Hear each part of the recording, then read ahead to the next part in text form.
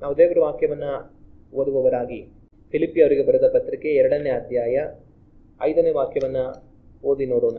ಕ್ರಿಸ್ತ ಯೇಸುವಿನಲ್ಲಿದ್ದಂಥ ಮನಸ್ಸು ನಿಮ್ಮಲ್ಲಿಯೂ ಇರಲಿ.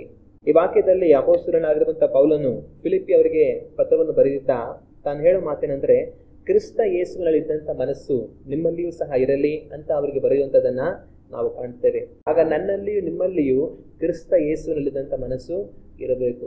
ಇವತ್ತು ಅನೇಕ ಕುಟುಂಬಗಳಲ್ಲಿ ಸಮಸ್ಯೆಗಳು ನಾವು ನೋಡ್ತೇವೆ. ಅನೇಕ ಕೆಲಸ ಮಾಡುವಂಥ ಸ್ಥಳಗಳಲ್ಲಿ ಸಮಸ್ಯೆಗಳನ್ನು ನಾವು ನೋಡ್ತೇವೆ. ಅನೇಕ ಸಂಬಂಧಗಳ ಮಧ್ಯದಲ್ಲಿ ಸಮಸ್ಯೆಗಳನ್ನು ನಾವು ನೋಡುತ್ತೇವೆ. ಸ್ನೇಹಿತರುಗಳ ಮಧ್ಯದಲ್ಲಿ ಸಮಸ್ಯೆಗಳನ್ನು ನಾವು ನೋಡುತ್ತೇವೆ. ಇವತ್ತು ಸಮಾಜದಲ್ಲಿ ಎಲ್ಲ ಕಡೆ ಹಲವಾರು ಸಮಸ್ಯೆಗಳನ್ನು ನಾವು ನೋಡುತ್ತೇವೆ. ಆದರೆ ಈ ಮನುಷ್ಯರ ಮಧ್ಯದಲ್ಲಿ ಇರುವಂಥ ಈ ಸಮಸ್ಯೆಗಳಿಗೆ ಕಾರಣ ಏನು ಅಂತಂದ್ರೆ ಕ್ರಿಸ್ತನ ಮನಸ್ಸು ಇಲ್ಲದೆ ಇರುವಂಥದ್ದೇ. ಇವತ್ತು ನಮ್ಮ ಮನೆಗಳಲ್ಲಿ ಇರುವಂಥ ನಮ್ಮೆಲ್ಲರಿಗೂ ಕ್ರಿಸ್ತನ ಮನಸ್ಸು ಇರೋದಕ್ಕೆ ಸಾಧ್ಯ ಆದರೆ ನಮ್ಮ ಮನೆಗಳಲ್ಲಿ ಸಮಸ್ಯೆ ಅನ್ನೋದೇ ಇರೋದಿಲ್ಲ, ಜಗಳಗಳು ಅನ್ನೋದೇ ಇರೋದಿಲ್ಲ, ಮನಸ್ತಾಪ ಅನ್ನೋದೇ ಇರೋದಿಲ್ಲ.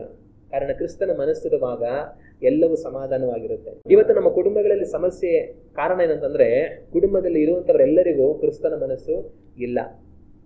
ನಮ್ಮ ಕೆಲಸ ಸ್ಥಳಗಳಲ್ಲಿ, ವ್ಯಾಪಾರ ಮಾಡೋ ಸ್ಥಳದಲ್ಲಿ, ನಾವು ಓದೋ ಸ್ಥಳದಲ್ಲಿ, ಅಥವಾ ನಮ್ಮ ಸಂಬಂಧಿಕರ ಮಧ್ಯದಲ್ಲಿ, ಸಭೆಯಲ್ಲಿಯೂ ಸಹ ಇವತ್ತು ಸಮಸ್ಯೆಗಳು ಒಬ್ರಿಗೊಬ್ರಿಗೆ ಅಂತಂದ್ರೆ ಕಾರಣ ಕ್ರಿಸ್ತನ ಮನಸ್ಸು ಇಲ್ಲ. ಆದ್ರೆ ಕ್ರಿಸ್ತನ ಮನಸ್ಸು ಎಲ್ಲರಲ್ಲಿ ಇರೋದಕ್ಕೆ ಅವಕಾಶ ಆಗಿದ್ದಿದ್ದರೆ ಸಮಸ್ಯೆ ಎಲ್ಲೂ ಸಹ ಇರ್ತಾ ಇರಲಿಲ್ಲ. ಆದರೆ ಬೇರೆಯವರಲ್ಲಿ ಕ್ರಿಸ್ತನ ಮನಸ್ಸು ಇದೆಯೋ ಇಲ್ವೋ, ನನ್ನಲ್ಲಿ ನಿಮ್ಮಲ್ಲಿ ಆತನ ಮನಸ್ಸಿದೆಯಾ ಅನ್ನೋದನ್ನ ನಾವು ಯೋಚನೆ ಮಾಡಬೇಕು. ನನ್ನಲ್ಲಿ ನಿಮ್ಮಲ್ಲಿ ಕ್ರಿಸ್ತನ ಮನಸ್ಸು ಇದ್ದರೆ ದೇವರಿಗೆ ಸ್ತೋತ್ರ, ಹಲ್ಲೆಲೂಯ. ಆಗ ನಾವು ಯಾವುದರಲ್ಲಿ ಪ್ರವೀಣರಾಗಿರ್ತೀವಿ ಅಂತಂತಂದ್ರೆ ಇನ್ನೊಬ್ಬರು ಸರಿ ಇಲ್ಲ ಅಂತ ಹೇಳೋದ್ರಲ್ಲಿ ನಾವು ತುಂಬಾ ಪ್ರವೀಣರಾಗಿರ್ತೀವಿ. ಏನೇ ಸಮಸ್ಯೆ ಆದ್ರೂ ಇವನೇ ಕಾರಣ, ಇವಳೇ ಕಾರಣ, ಅವನು ಸರಿ ಇಲ್ಲ ಅದಕ್ಕೆ ಹಂಗಾಗೋದು, ಇವಳು ಸರಿ ಇಲ್ಲ ಇದಕ್ಕೆ ಹಿಂಗಾಗೋದು. ಆಗ ನಾವು ಬೇರೆಯವ್ರ ಮೇಲೆ ತಪ್ಪು ಎತ್ತಾಕೋದ್ರಲ್ಲಿ ನಾವು ತುಂಬಾ ಮುಂದಾಗಿರ್ತೀವಿ. ಆದ್ರೆ ಯಾವ್ದ್ರಲ್ಲಿ ತುಂಬಾ ಹಿಂದಾಗಿರ್ತೀವಿ ಅಂತಂದ್ರೆ ನಮ್ಮಲ್ಲಿ ತಪ್ಪಿದೆ ಅನ್ನೋದನ್ನ ಗ್ರಹಿಸೋದ್ರಲ್ಲಿ ನಾವು ತುಂಬಾ ಹಿಂದಾಗಿರ್ತೀವಿ. ಆಗ ಇನ್ನೊಬ್ಬರ ಮೇಲೆ ತಪ್ಪು ಎತ್ತಾಕಿ ಹೇಳ್ಬಿಡುವಂಥದ್ದು ತುಂಬಾ ಸುಲಭ. ಆದರೆ ಆ ತಪ್ಪನ್ನ ನಮ್ಮ ಮೇಲೆ ಹೊರಿಸ್ಕೊಂಡು ನಮ್ಮಲ್ಲಿ ಸಮಸ್ಯೆ ಇದೆ, ನಮ್ಮ ಸಮಸ್ಯೆನ ಸಹ ನಾವು ಸರಿ ಮಾಡ್ಕೊಳ್ಬೇಕು ಅಂತ ಅನ್ಕೊಳ್ಳೋದು ತುಂಬಾ ಕಷ್ಟ. ಆದ್ರೆ ಅದನ್ನ ನಾವು ಮಾಡಿಕೊಳ್ಳೋದಕ್ಕೆ ಸಾಧ್ಯ ಆದ್ರೆ ಎಷ್ಟೋ ಸಮಸ್ಯೆಗಳನ್ನ ಸರಿಪಡಿಸೋದಕ್ಕೆ ನಮ್ಮಿಂದ ಸಾಧ್ಯ. ಆಗ ನಾವು ಕ್ರಿಸ್ತನ ಮನಸ್ಸುಳ್ಳವರುಗಳಾಗಿ ನಾವು ಜೀವಿಸಬೇಕು. ಹಲ್ಲೆಲೂಯ. ಇವಾಗ ಈ ಸ್ಥಳದಲ್ಲಿ ಅಪೊಸ್ತಲನಾಗಿರುವಂತ ಪೌಲನು ಕ್ರಿಸ್ತನಲ್ಲಿದ್ದಂಥ ಮನಸ್ಸು ನಿಮ್ಮಲ್ಲಿಯೂ ಸಹ ಇರಲಿ ಅಂತ ತಾನು ಬರೆಯೋದನ್ನ ನಾವು ಕಾಣ್ತೇವೆ. ಹಾಗಾದ್ರೆ ಕ್ರಿಸ್ತ ಯೇಸುನಲ್ಲಿದ್ದಂಥ ಮನಸ್ಸು ಎಂಥದ್ದು, ಆತನಲ್ಲಿದ್ದಂಥ ಮನಸ್ಸು ಎಂಥದ್ದು ಅಂತ ಹೇಳಿ ನಾವು ಹಲವಾರು ಕಾರ್ಯಗಳನ್ನ ಧ್ಯಾನ ಮಾಡಿದ್ದೇವೆ. ಇವತ್ತು ಇನ್ನೊಂದು ಕಾರ್ಯವನ್ನು ನಾವು ಧ್ಯಾನ ಮಾಡಿ ಮುಕ್ತಾಯ ಮಾಡೋಣ. ಆಗ ಕ್ರಿಸ್ತ ಯೇಸುನಲ್ಲಿದ್ದಂಥ ಮನಸ್ಸು ಎಂಥದ್ದು, ಆತನಲ್ಲಿ ಎಂಥ ಮನಸ್ಸಿತ್ತು ಅಂತ ಅನ್ನೋದನ್ನ ಇದೇ ಅಧ್ಯಾಯದ ಮುಂದಿನ ವಾಕ್ಯಗಳನ್ನ ನಾವು ಓದುತ್ತಾ ಹೋಗುವಾಗ ಅದರಲ್ಲಿ ನಮಗೆ ಅರ್ಥ ಆಗುತ್ತೆ. ಫಿಲಿಪ್ಪಿ ಅವರಿಗೆ ಬರೆದಂಥ ಪತ್ರಿಕೆ 2ನೇ ಅಧ್ಯಾಯ 5ನೇ ವಾಕ್ಯದಿಂದ ನಾವು ಓದುತ್ತಾ ಹೋಗೋಣ. ಕ್ರಿಸ್ತ ಯೇಸುನಲ್ಲಿದ್ದಂಥ ಮನಸ್ಸು ನಿಮ್ಮಲ್ಲಿಯೂ ಇರಲಿ ಅಂತ ಪೌಲನು ಬರೆದು ಆನಂತರ ಮುಂದೆ ತಾನೇನು ಹೇಳ್ತಾನಂತಂದ್ರೆ, ಆತನು ದೇವ ಸ್ವರೂಪನಾಗಿದ್ದರೂ ದೇವರಿಗೆ ಸರಿಸಮಾನನಾಗಿರುವುದೆಂಬ ಅಮೂಲ್ಯ ಪದವಿಯನ್ನು ಬಿಡಲೊಲ್ಲೆನು ಎಂದೆನಿಸದೆ ತನ್ನನ್ನು ಬರಿದು ಮಾಡಿಕೊಂಡು ದಾಸನ ರೂಪವನ್ನು ಧರಿಸಿಕೊಂಡು ಮನುಷ್ಯರಿಗೆ ಸದೃಶನಾದನು. ಹೀಗೆ ಆತನು ಆಕಾರದಲ್ಲಿ ಮನುಷ್ಯನಾಗಿ ಕಾಣಿಸಿಕೊಂಡಿದ್ದಾಗ ತನ್ನನ್ನು ತಗ್ಗಿಸಿಕೊಂಡು ಮರಣವನ್ನು, ಅಂದರೆ ಶಿಲುಬೆಯ ಮರಣವನ್ನಾದರೂ ಹೊಂದುವಷ್ಟು ವಿಧೇಯನಾದನು. ಈ ವಾಕ್ಯಗಳನ್ನೆಲ್ಲ ನಾವು ಓದುವಾಗ ಅಪೊಸ್ತಲನಾಗಿರುವಂತಹ ಪೌಲನು ನಮ್ಮ ಕರ್ತನಾದ ಯೇಸು ಕ್ರಿಸ್ತನ ಕುರಿತಾಗಿ ಹಲವು ಕಾರ್ಯಗಳನ್ನ ತಾನು ಬರೀತಾನೆ.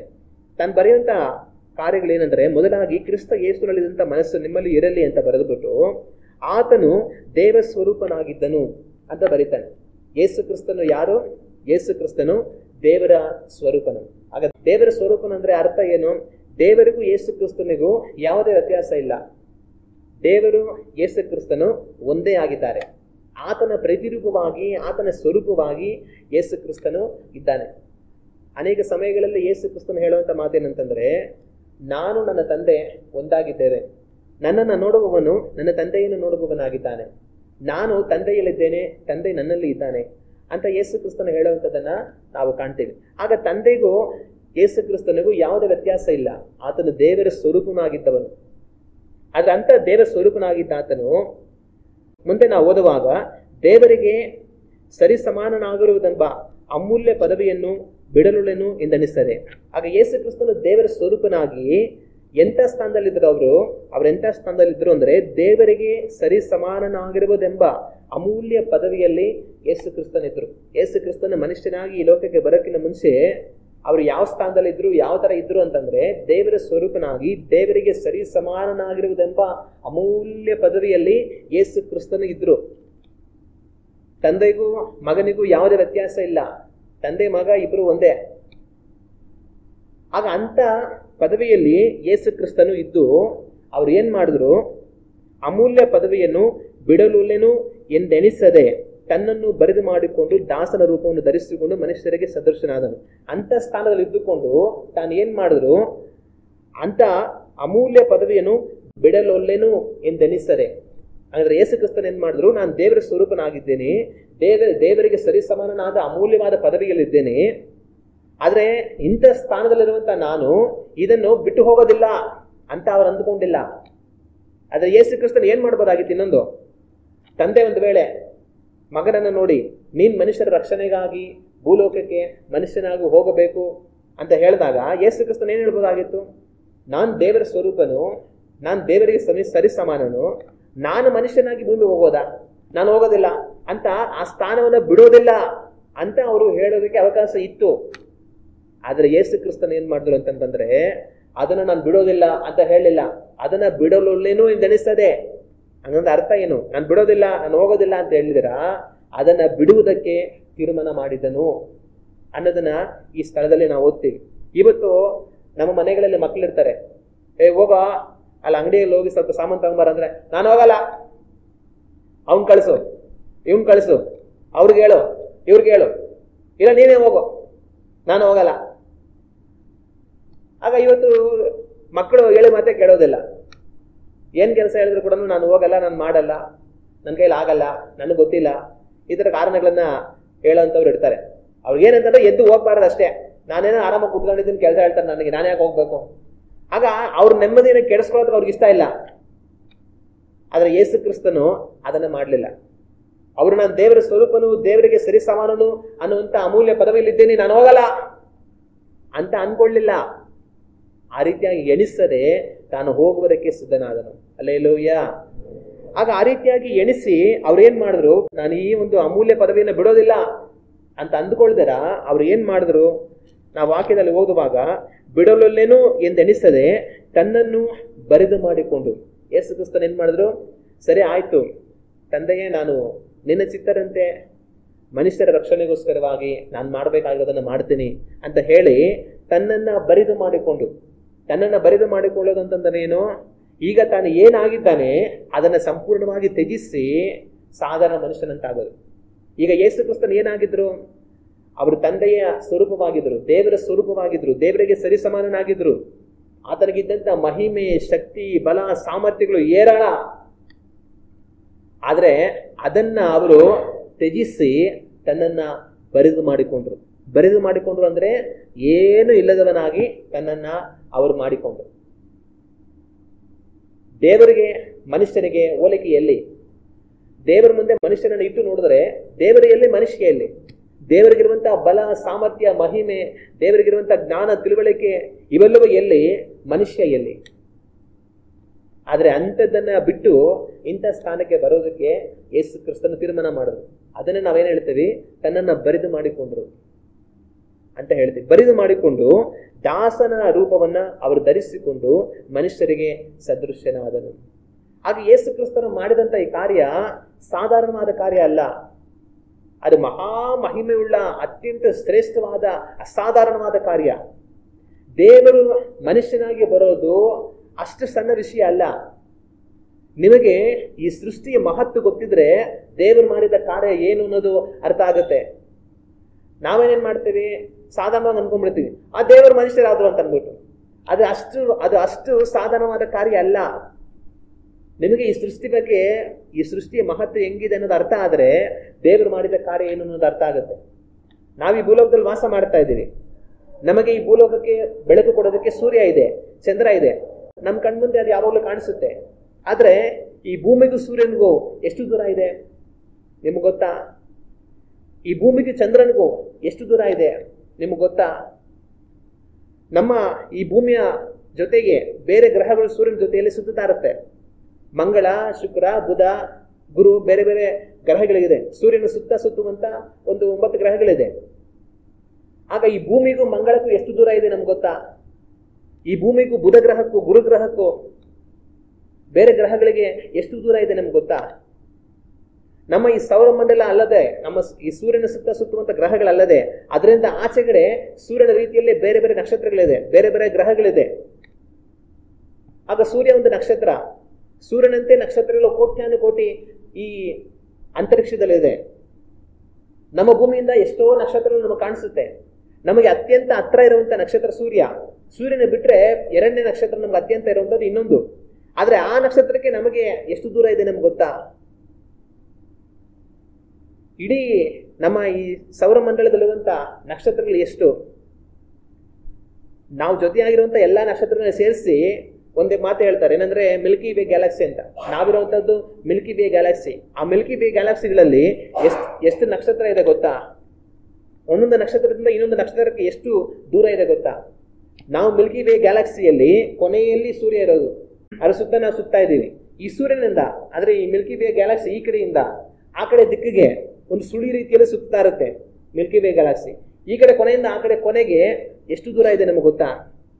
ಇದು ಬರೀ ಮಿಲ್ಕಿ ವೇ ಗ್ಯಾಲಕ್ಸಿ. ಆದ್ರೆ ಈ ರೀತಿ ಗ್ಯಾಲಕ್ಸಿಗಳು ಕೋಟ್ಯಾನುಕೋಟಿ ಇದೆ ಅಂತರಿಕ್ಷದಲ್ಲಿ.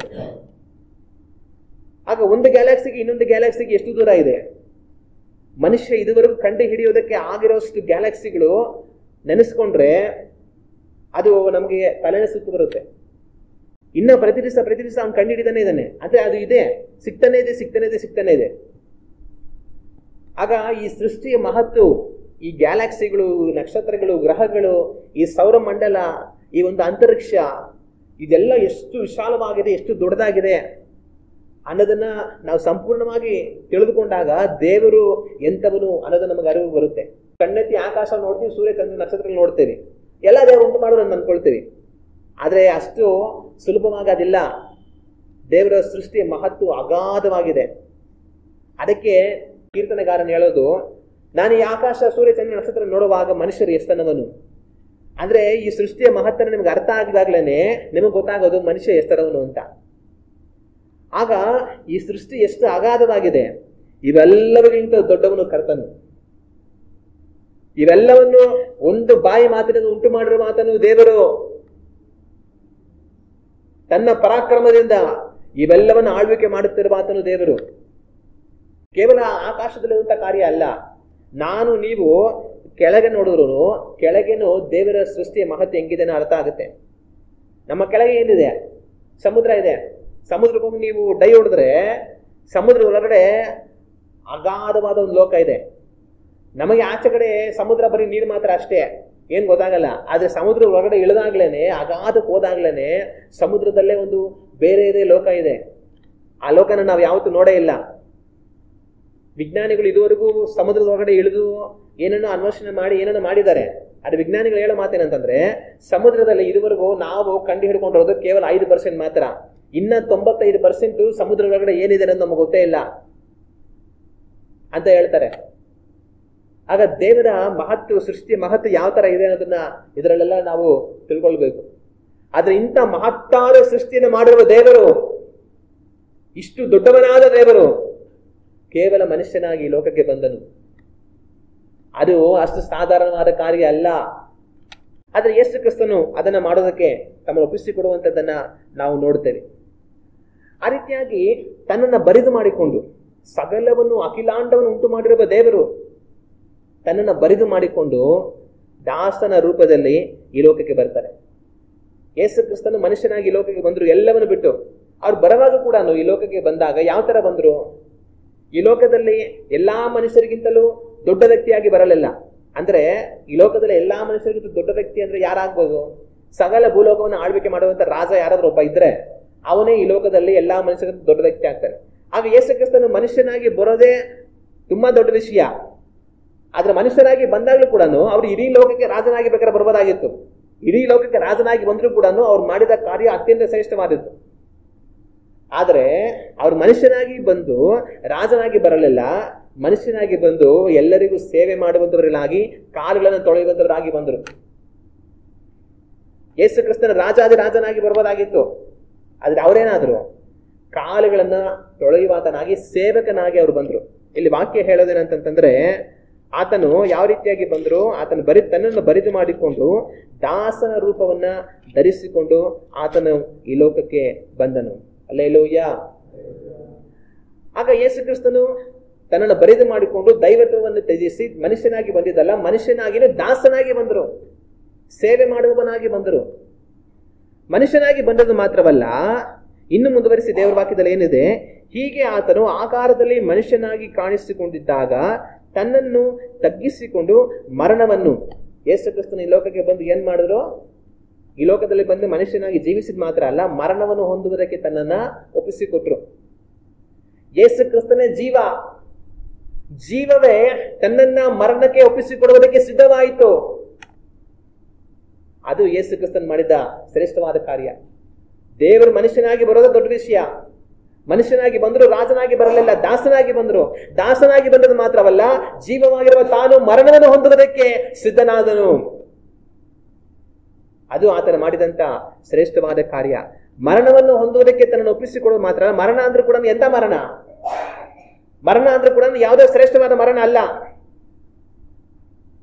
ಯೇಸು ಕ್ರಿಸ್ತನು ಮರಣಕ್ಕೆ ತನ್ನನ್ನು ಒಪ್ಪಿಸಿಕೊಟ್ಟು ಅದರಲ್ಲೂ ಎಂಥ ಮರಣವನ್ನ ಅನುಭವಿಸುವುದಕ್ಕೆ ತನ್ನನ್ನು ಒಪ್ಪಿಸಿಕೊಟ್ರು ಅಂತಂದ್ರೆ, ಅತ್ಯಂತ ಹೀನವಾದ ಮರಣವನ್ನು ಹೊಂದುವುದಕ್ಕೆ ತನ್ನನ್ನು ಒಪ್ಪಿಸಿಕೊಟ್ರು, ಅತ್ಯಂತ ಘೋರವಾದ ಮರಣವನ್ನು ಹೊಂದುವುದಕ್ಕೆ ತನ್ನನ್ನು ಒಪ್ಪಿಸಿಕೊಟ್ರು. ರೋಮ್ ಸಾಮ್ರಾಜ್ಯದವರು ತಮ್ಮ ಸರ್ಕಾರಕ್ಕೆ ವಿರುದ್ಧವಾಗಿ ಕಾರ್ಯಗಳನ್ನು ಮಾಡುವಂತವರುಗಳನ್ನ ಸಿಲುಬೆಗೆ ಹಾಕಿ ಅವ್ರ ಮರಣಕ್ಕೆ ಒಪ್ಪಿಸ್ತಾ ಇದ್ರು. ಆಗ ಅವ್ರು ಕೊಡ್ತಾ ಇದ್ದಂತ ಮರಣ ದಂಡನೆಗಳಲ್ಲಿ ಅತ್ಯಂತ ಕಠಿಣವಾದ ಮರಣ ದಂಡನೆ ಸಿಲುಬೆಯ ಮರಣ. ಕೋರಡೆಗಳಿಂದ ಹೊಡೆದು ಸಿಲುಬೆಗೆ ಹಾಕಿ ಅವರನ್ನ ಸಾಯಿಸ್ತಾ ಇದ್ರು. ಪಬ್ಲಿಕ್ ಆಗಿ ಸಿಲುಬೆಗೆ ಹಾಕುವಂಥದ್ದು ಪಬ್ಲಿಕ್ ಆಗಿ ಎಲ್ಲಾ ಜನಗಳ ಮುಂದೆಗಡೆಯಲ್ಲಿ ಅವ್ರ ಬಟ್ಟೆಗಳನ್ನ ತೆಗೆದು ಹಾಕಿ ಮೊಳೆಗಳಿಂದ ಅವ್ರನ್ನ ಹೊಡೆದು ಅವ್ರನ್ನ ಬೀದಿಯಲ್ಲೆಲ್ಲ ಸಿಲುಬೆ ಹೊತ್ತುಕೊಂಡು ಹೋಗೋ ಹಾಗೆ ಮಾಡಿ ತೂಗ ಹಾಕ್ತಾ ಇದ್ರು. ಎಲ್ಲ ನೋಡ್ತಾ ಇದ್ರು, ಅವ್ರನ್ನ ಬಹಿರಂಗವಾಗಿ ಅವ್ರನ್ನ ಕೊಲೆ ಮಾಡ್ತಾ ಇದ್ರು. ಅದ್ರ ಮುಖಾಂತರ ಅವ್ರು ಏನ್ ಸಂದೇಶ ಕೊಡ್ತಾ ಇದ್ರು ಅಂತಂದ್ರೆ, ನೋಡಿ, ಯಾವನಾದ್ರೂ ನಮ್ಮ ಸರ್ಕಾರಕ್ಕೆ ವಿರುದ್ಧವಾಗಿ, ನಮ್ಮ ಆಡಳಿತಕ್ಕೆ ವಿರುದ್ಧವಾಗಿ ಬಂದ್ರೆ ಅವನಿಗೆ ಎಲ್ಲರಿಗೂ ಇದೇ ಗತಿ, ನಿಮ್ಮನ್ನು ಒಡೆದು ಈ ತರ ಮರದಲ್ಲಿ ತೂಗ ಹಾಕ್ತೀವಿ, ಎಚ್ಚರಿಕೆ, ನೀವು ಇವ್ರ ತರನೇ ಸಾಯ್ಬೇಕಾಗತ್ತೆ, ನೋಡ್ಕೊಳ್ಳಿ ಅಂತ ಬಹಿರಂಗವಾಗಿ ಎಲ್ಲರಿಗೂ ಕೂಡ ಸಂದೇಶ ಕೊಡ್ತಾ ಇದ್ರು. ಅದ್ರ ಮುಖಾಂತರ ಸುಮ್ನೆ ಎಲ್ಲಾರಿಗೂ ಸಿಲುಬೆ ಮರಣ ಕೊಡ್ತಾ ಇರ್ಲಿಲ್ಲ. ಅವರು ತಮ್ಮ ಆಡಳಿತಕ್ಕೆ ವಿರುದ್ಧವಾಗಿ ಬರುವಂತ ಅತ್ಯಂತ ಕಠಿಣವಾದ ಪಾಪವನ್ನು ಮಾಡಿರುವಂತ, ತಮ್ಮ ಕಾನೂನಿಗೆ ವಿರುದ್ಧವಾಗಿ ಅತ್ಯಂತ ಕಠಿಣವಾದ ದುಷ್ಕೃತ್ಯವನ್ನು ಮಾಡಿರುವಂತವ್ರಿಗೆ ಕೆಲವರುಗಳು ಮಾತ್ರನೇ ಆ ರೀತಿ ಮರಣ ದಂಡನೆ ಕೊಡ್ತಾ ಇದ್ದಿದ್ದು.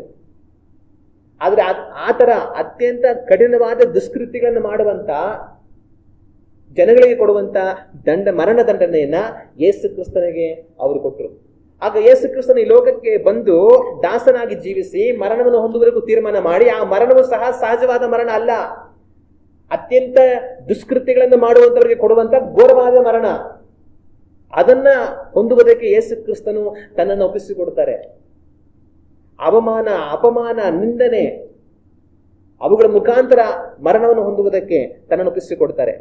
ತಂದೆಯೇ ತಂದೆಯೇ ಯಾಕೆ ನನ್ನನ್ನು ಕೈಬಿಟ್ಟಿ ಎಂಬುದಾಗಿ ಶಿಲುಬೆಯಲ್ಲಿ ತೂಗಾಡಿ ಜನಗಳಿಂದ ಅಪಹಾಸ್ಯ ಹೊಂದಿ, ಅವಮಾನ ಹೊಂದಿ, ನಾಚಿಕೆ ಹೊಂದಿ ಮರಣವನ್ನು ಹೊಂದುವುದಕ್ಕೆ ತನ್ನನ್ನು ಒಪ್ಪಿಸಿಕೊಡ್ತಾರೆ. ತನ್ನ ಶಿಲುಬೆಯಲ್ಲಿ ತೂಗಾಡ್ತಾ ಇರುವಾಗ ಅಲ್ಲಿ ಓಡಾಡೋರೆಲ್ಲ ನೋಡಿ, ಇದನ್ನು ದೇವರ ಕುಮಾರನ, ಬೇರೆಯವರನ್ನು ರಕ್ಷಿಸಿದನಲ್ಲ, ತನ್ನನ್ನು ರಕ್ಷಿಸಿಕೊಳ್ಳೋದಕ್ಕೆ ಆಗೋದಿಲ್ವಾ, ನಾನು ದೇವರ ಕುಮಾರನಾಗಿದ್ರೆ ಇಳಿದು ಬರಲಿ, ನಾವು ನಂಬ್ತೀವಿ ಅಂತ ಆತನ ಅಪಹಾಸ್ಯ ಮಾಡ್ತಾ ಇದ್ರು. ಆದ್ರೆ ಅಂತ ಒಂದು ಮರಣವನ್ನು ಹೊಂದುವುದಕ್ಕೆ ಯೇಸು ಕ್ರಿಸ್ತನು ತನ್ನನ್ನ ಒಪ್ಪಿಸಿಕೊಟ್ಟನು. ಆಗ ಯೇಸು ಕ್ರಿಸ್ತನು ಮಾಡಿದಂತ ಕಾರ್ಯಗಳು ಸಹಜವಾದ ಕಾರ್ಯಗಳಲ್ಲ, ಆತನು ಮಾಡಿದ ಕಾರ್ಯಗಳು ಶ್ರೇಷ್ಠವಾದ ಕಾರ್ಯಗಳು. ಆದ್ರೆ ಯೇಸು ಕ್ರಿಸ್ತನು ಇದನ್ನೆಲ್ಲ ಯಾಕೆ ಮಾಡಿದ್ರು? ದೇವರ ಸ್ವರೂಪನು, ತಾನು ದೇವರಿಗೆ ಸರಿಸಾಮಾನನು ಅನ್ನುವಂಥ ಅಮೂಲ್ಯ ಪದವಿಯಲ್ಲಿ ಇದ್ದಾತನು ಅದನ್ನ ಬಿಡ್ತೀನಿ ಅಂತ ತೀರ್ಮಾನ ಮಾಡಿಕೊಂಡು ತನ್ನನ್ನು ಬರಿದು ಮಾಡಿಕೊಂಡು ಈ ಲೋಕಕ್ಕೆ ದಾಸನಾಗಿ ಬಂದು ಅವರು ಮರಣ ಹೊಂದುವರೆಗೆ ಒಪ್ಪಿಸಿಕೊಟ್ಟು, ಅದರಲ್ಲೂ ಶಿಲುಬೆಯ ಮರಣವನ್ನು, ಅತ್ಯಂತ ಘೋರವಾದ ಅವಮಾನಕರವಾದ ಮರಣವನ್ನು ಹೊಂದುವುದಕ್ಕೆ ತನ್ನನ್ನು ಒಪ್ಪಿಸಿಕೊಟ್ಟು, ಇದೆಲ್ಲವನ್ನು ಅವರು ಮಾಡೋದಕ್ಕೆ ಕಾರಣ ಏನು? ಇದೆಲ್ಲವನ್ನು ಅವರು ಮಾಡೋದಕ್ಕೆ ಕಾರಣ ನನ್ನ ನಿಮ್ಮ ಹಿತಕ್ಕಾಗಿ. ಇದಕ್ಕೆಲ್ಲ ಏನ್ ಕಾರಣ? ನನ್ನ ನಿಮ್ಮ ಹಿತಕ್ಕಾಗಿ, ನಮ್ಮ ಒಳ್ಳೆದಕ್ಕೋಸ್ಕರ. ನಾವು ನಮ್ಮ ಪಾಪಗಳಿಂದ ಬಿಡುಗಡೆ ಹೊಂದಿಕೊಂಡು, ರಕ್ಷಣೆ ಹೊಂದಿಕೊಂಡು, ದೇವರ ಕೋಪಕ್ಕೆ ತಪ್ಪಿಸಲ್ಪಟ್ಟು, ದೇವರ ರೌದ್ರ ಅನ್ನುವಂತ ನರಕದಿಂದ ತಪ್ಪಿಸಲ್ಪಟ್ಟು, ದೇವರ ರಾಜ್ಯವನ್ನು ಸೇರಿ ನಿತ್ಯ ಜೀವನ ಪಡೆದು ದೇವರೊಟ್ಟಿಗೆ ಸದಾಕಾಲ ಜೀವಿಸುವುದಕ್ಕೋಸ್ಕರವಾಗಿ, ನಮಗೋಸ್ಕರವಾಗಿ ಇದೆಲ್ಲವನ್ನ ಯೇಸು ಕ್ರಿಸ್ತನು ಮಾಡಿದರು. ಅವಾಗ ಇದನ್ನೆಲ್ಲ ನೋಡುವಾಗ ನಮಗೆ ಯೇಸು ಕ್ರಿಸ್ತನಲ್ಲಿ ಎಂತ ಮನಸ್ಸಿತ್ತು ಅಂತ ಗೊತ್ತಾಗುತ್ತೆ. ಯೇಸು ಕ್ರಿಸ್ತನಲ್ಲಿ ಎಂತ ಮನಸ್ಸಿತ್ತು ಅಂತಂದ್ರೆ ಪರಹಿತವನ್ನು ನೋಡುವಂತ ಮನಸ್ಸು ಇತ್ತು. ಹಲ್ಲೆಲೂಯಾ.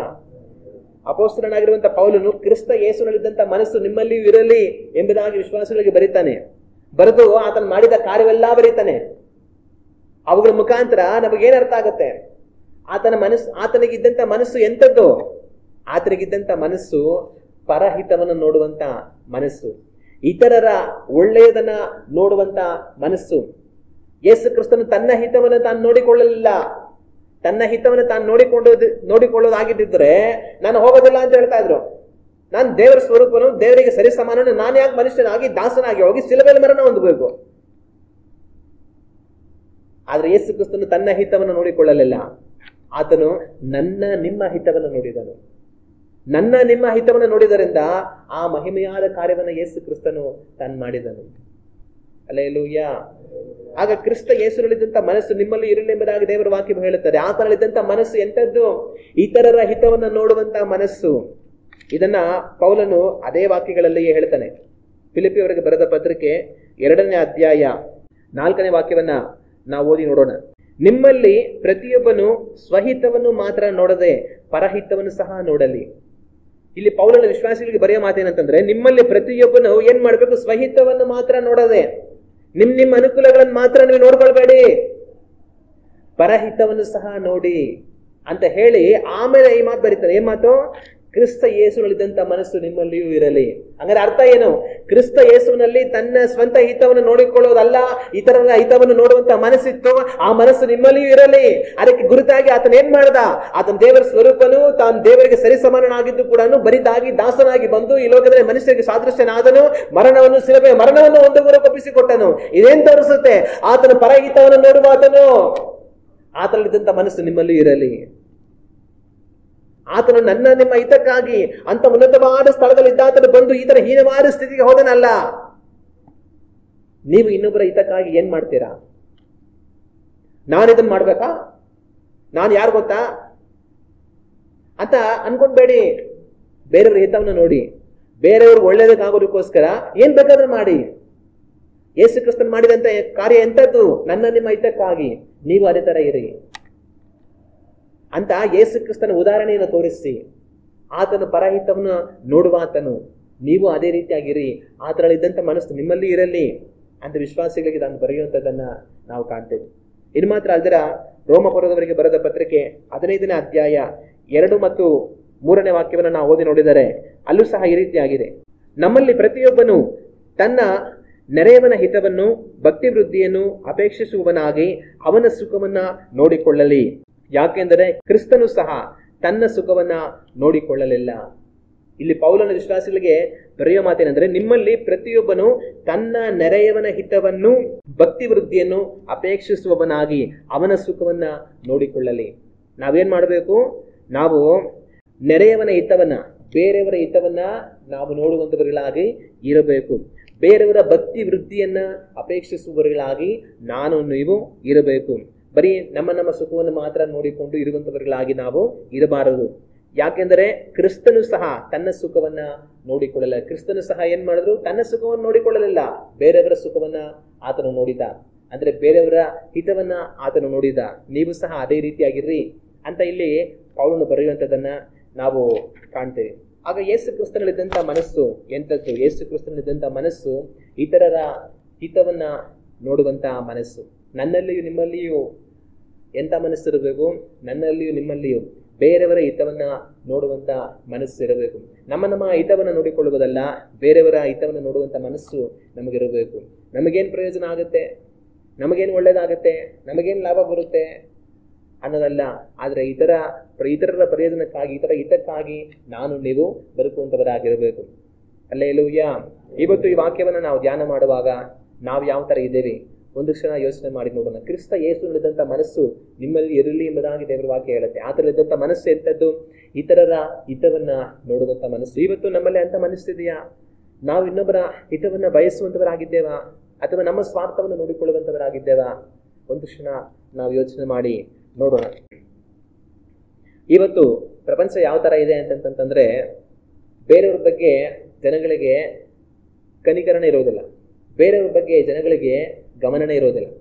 ಇವತ್ತು ಜಗತ್ತಲ್ಲಿ ಜನಗಳು ಯಾವ ತರ ಅನ್ಕೊಳ್ತಾರೆ ಅಂತಂದ್ರೆ, ಬೇರೆಯವ್ರಿಗೆ ಹೆಂಗ್ ಹೋದ್ರೆ ಏನು, ನಾನು ಚೆನ್ನಾಗಿದ್ರೆ ಸಾಕು, ಬೇರೆಯವ್ರಿಗೆ ಏನಾದ್ರೆ ಏನು, ನಾನು ನನ್ನ ಹೆಂಡತಿ ಮಕ್ಕಳು ಚೆನ್ನಾಗಿದ್ರೆ ಸಾಕು ಅನ್ನೋಂಥ ಒಂದು ಮನೋಭಾವ ಇವತ್ತು ಜಗತ್ತಿನಲ್ಲಿದೆ. ಜಗತ್ತಲ್ಲಿ ಜನಗಳು ಯಾವ ತರ ಬದುಕ್ತಾರೆ ಅಂತಂದ್ರೆ, ಬೇರೆಯವ್ರ ಬಗ್ಗೆ ಅಕ್ಕರೆ ಇಲ್ಲದವರಾಗಿ, ಬೇರೆಯವ್ರಿಗೆ ಏನಾದ್ರೆ ನನಗೇನೋ, ನಾನು ಚೆನ್ನಾಗಿದ್ರೆ ಸಾಕು, ನನ್ನವ್ರು ಚೆನ್ನಾಗಿದ್ರೆ ಸಾಕು, ಬೇರೆಯವ್ರಿಗೆ ಯಾರಿಗ ಏನಾದ್ರೂ ಆಗಲಿ ನನಗೇನು ಅನ್ನೋಂಥ ಒಂದು ಮನೋಭಾವದಲ್ಲಿ ಜಗತ್ತು ಇದೆ. ಆದ್ರೆ ಇಂಥ ಒಂದು ಜಗತ್ತಿನಲ್ಲಿ ನಾನು ನೀವು ವಾಸ ಮಾಡುವಾಗ ನಾವು ಯಾವ ತರ ಇದ್ದೇವೆ?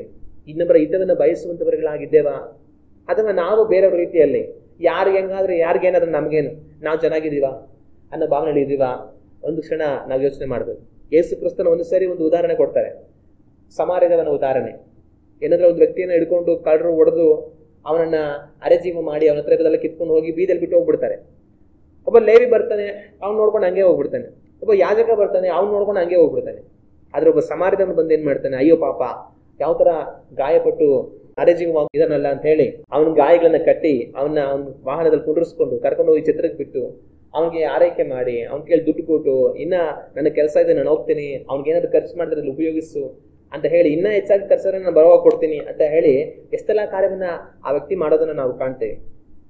ಆಗ ಆ ವ್ಯಕ್ತಿ ಮಾಡಿದ ಕಾರ್ಯ ಏನು? ಆ ವ್ಯಕ್ತಿ ಮಾಡಿದ ಕಾರ್ಯ ಪರಹಿತವನ್ನ ತಾನು ನೋಡ್ದ. ನಾನ್ ಚೆನ್ನಾಗಿದ್ದಾನಲ್ಲ, ನನಗೆ ಇವನ್ ಕತೆ ನನಗೇನಕ್ಕೆ ಅಂತ ಅನ್ಕೊಂಡು ಅವ್ನ್ ಪಡ್ಕೊಂಡು ಹೋಗ್ಬೋದಾಗಿತ್ತು.